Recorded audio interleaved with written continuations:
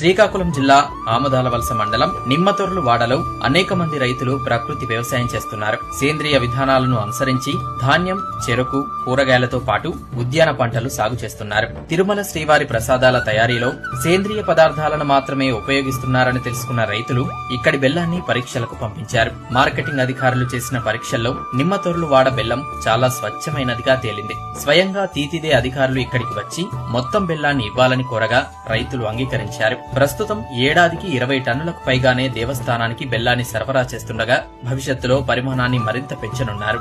Organic బెల్లం తయారు చేయడం చాలా శ్రమతో కూడుకున్న పని.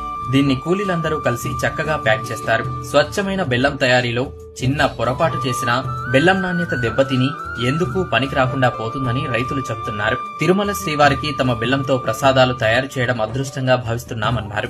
ప్రస్తుతం ఇక్కడ పండించే బెల్లానికి మార్కెట్లో చాలా డిమాండ్ ఉంది. నిమ్మతొర్లు వాడ బెల్లాన్ని తిరుమల ప్రసాదాల్లోనే కాకుండా ఆత్రేయపురం పూతరేకులు, కాకినాడ కాజా తయారీలో కూడా వాడుతున్నారు.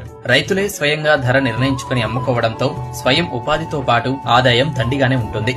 ఒక బెల్లం తయారీనే కాదు, అన్ని రకాల ఆహార వాణిజ్య పంటలు కూడా సేంద్రియ పద్ధతిలో పండిస్తూ ప్రకృతి పరిరక్షణకు, ప్రజారోగ్యానికి తోడ్పడుతున్నారు ఇక్కడి రైతులు.